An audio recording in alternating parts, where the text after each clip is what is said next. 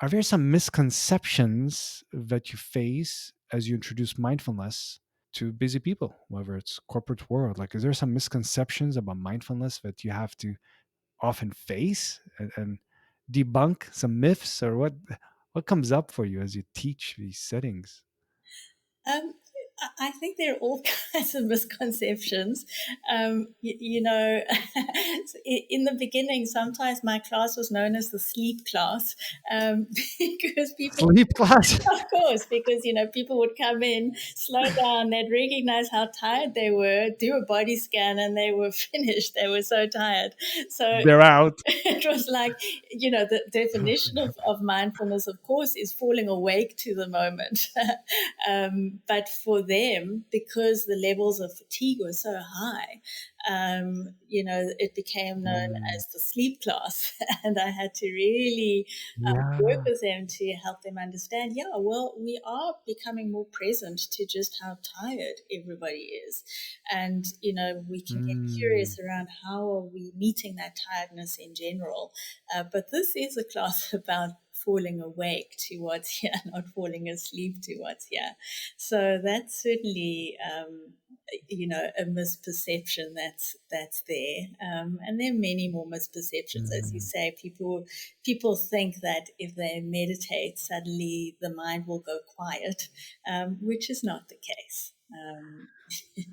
Yeah, there's a lot of things we hear out there about mindfulness, and so there's a lot of misconceptions. So thank you for sharing some of those. Of The other one is that I pick up is there's this idea now that mindfulness is some kind of super bullet.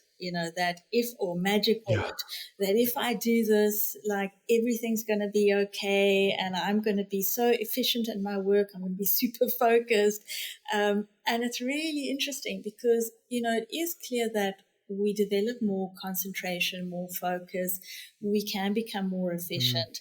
But what I found, certainly one of the stories that I really laughed at when I was doing my PhD, is that for some people, they started to recognize that they didn't want to work that hard anymore. They didn't want to be as efficient and as focused. They didn't want to be superhuman. And in fact, they yeah. recognized that they wanted to shift their priorities and their values.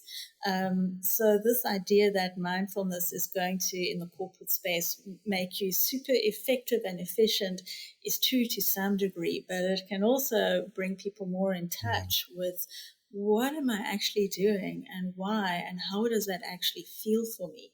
So it can mm, bring far more of a yeah, curiosity to what's going on. It can bring far more curiosity to like the power dynamics that are going on in the workplace and much more yeah. access to what they're really feeling in the face of those power dynamics, which might lead to different choices Mm, in terms of how they speak up or question.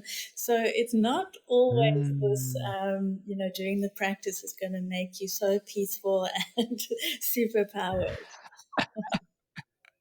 This walking peacefulness. I think sometimes there is that. I won't experience any painful emotions or thoughts. I'll be just float in the world. It's like, no, we still feel as much, in fact, because we're tuned in. Yeah, But how this example you shared, it's getting a perspective on how are we living. Is it helpful? And maybe doing 7 more emails is like enough. Like maybe we need to stop. So we're examining how we're approaching things. And I think what you just shared also, takes care of the myth that oh, you do mindfulness, you're just going to turn into this lazy person. And you're just going to sit around and just watch the leaves fall and do nothing. But it's not about an action, it's knowing when it's enough and when we need action. What would you say? absolutely. It's about wise action, Mm, and um, yeah. that is, I guess, that is the other thing that I hear from people, and also in my studies, I discovered is that people actually did find that they got more efficient and more effective. So because they were far more conscious around, do I need to do this email? Is there a different way to do this? Can I be more creative in how I approach this problem? So Mm, actually, there is a degree of creativity and efficiency that does develop. The other funny story that I have to share with you, Kasim, is I remember one person who became very so efficient, but then, and actually felt so relaxed at work. He really started to feel really relaxed.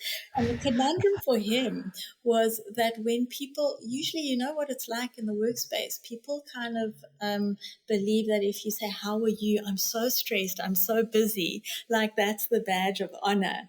And so That's for a good him, thing. Yeah, yeah. that's the, like, that's how you're really making it.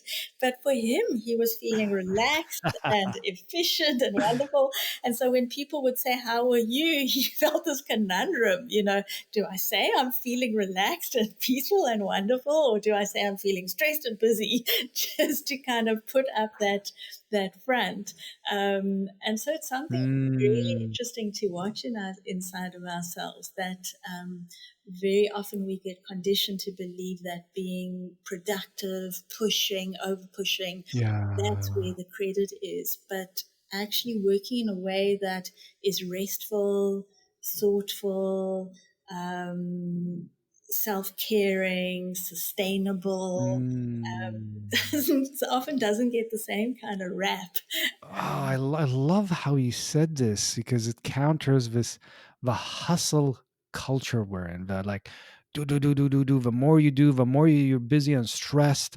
That means you're being productive. That means you're someone who's progressing in life somehow. So there's and maybe there's another way. Like you're saying, wait a minute, maybe in organization at work or just in life, if we take time for ourselves, maybe we can be more present and don't have to be sprinting all the time. Hello there, and thank you so much for stopping by this channel. I hope you find this content useful, and if you do, feel free to hit that subscribe button. It will really help me to reach to more people and keep this content going. Here we are journeying together, and let's see where this takes us.